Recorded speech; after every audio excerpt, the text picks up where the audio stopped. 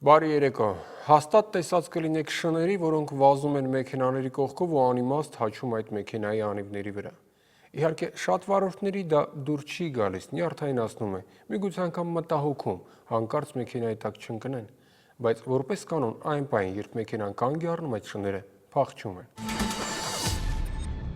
Ասում են, մարդիկ նույնպես որոշ դեպքերում անում են բաներ, որոնք խիստ բնորոշ են տարբեր կենդանիների։ Եթե մեքենայի վրա հաչալը փոխաբերական իմաստով ընկալենք, ապա ցանկացած մեկի շրջապատում հաստատ կլինեն մարդիկ, որոնք պատկերավոր ասած հաչում են կողքից ընթացող մեքենայի անիվների վրա, բայց միանգամից էլ փախչում, երբ մեքենան կանգ է առնում։ Կրկնեմ, մարդկանց երբեմն բնորոշ են բաներ, որոնք նաև կենդանիներն են անում։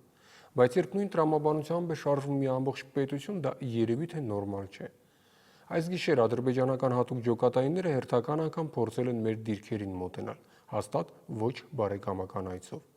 Առավել քան ակնհայտ է, որ եթե ներթափանցման փորձը հաջողվեր, ապա մենք զոհեր էինք ունենալու, բայց փորձը տապալվել է, այնպես, ինչպես միշտ է լինում, եւ զոհեր տվել է թշնամին։ Անիմաստ զոհեր, որովհետև երբ փորձում ես հասկանալ ռացիոնալ տրամաբանության շրջանակում, թե անուն ինչի են այդ զոհերը, ոչինչ չի ստացվում ու չի ստացվի, քանի որ այդ զոհերն ընդամենը մեկ բացատրություն ունեն։ Նրանք մի մասն են ադրբեջանական իշխանության քաղաքականության, որի իմաստը սահմանային լարվածությունը պահպանելն է, ընդամենը, որպես հիմնավորում, թե ինչու է պետք իբր միլիարդներ ծախսել բանակի վրա, բայց դրա մի ահռելի մասը դնել սեփական գրպանը։ Ինչու է պետք փակել ընդդիմության բերանն ու բանտերը լցնել նրանց, ձեռքի հետ ազատվելով քաղաքական ընդդիմախոսներից։ Ինչու է պետք հենց բնում խեղդել ազգային հողի վրա բողոքի ցանկացած դրսևորում, փորձելով փակած պահել ազգային փոքրամասնությունների խնդիրները եւ այլն։ Սահմանային լարվածությունը կենսական կարևորություն ներկայացնող գործոն է պատերազմի ուրվականը ակտիվ պահելու համար, վախեցնելու մարդկանց պատերազմով, սովորական մարդկանց, որոնցից մի քանիսի զավակները այս գիշեր ադրբեջանական քաղաքականության հերթական զոհերը դարձան։ Այս ֆոնին տրամաբանական հարցադրում է առաջանում, իսկ ինչու Ադրբեջանը պատերազմ չի սկսում, լայնածավալ պատերազմ Արցախի համար։ Հրադադարի կնքումից ի վեր սկզբում հայր, հետո որդի Ալիևները հայտարարում էին, որ վաղ թե ուշ վերադարձնելու են Ղարաբաղը, եւ այդ նպատակով ամեն տարի ահռելի գումարներ են ծախսվել զենք ու զինամթերք ձեռք բերելու համար։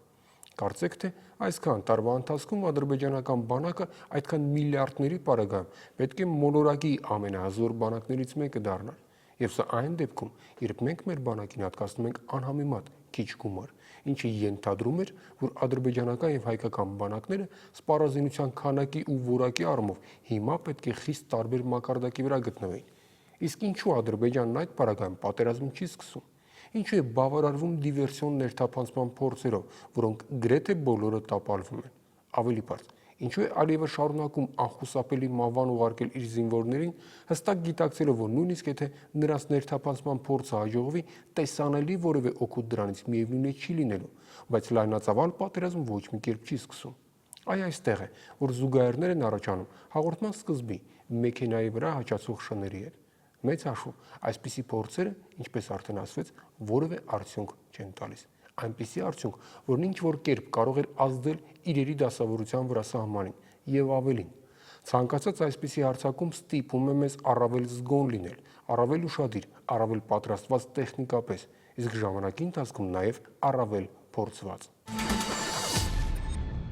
Մեծ հաշվով այսպիսի փորձերով թշնամին մեզ ավելի ուժեղ է դարձնում եւ չեմ կարծում, թե Բաքվում այս պարզ ճշմարտությունը չեն գիտակցում։ Իսկ եթե գիտակցում են, բայց շարունակում են այդ գործելավոճը միևնույն ժամանակ ամեն կերպ խուսափելով լայնածավալ պատերազմից, նշանակում է իրականում խնդիրը ոչ թե Արցախն է, այլ ընդամենը պատերազմի ուրվականը։ Նույն մեքենայի անիվների վրա անիմաստ հաչացող շների պես։ Հաչալը հաչում են, բայց հենց մեքենան կանգ է առնում, անհետ կորչում են։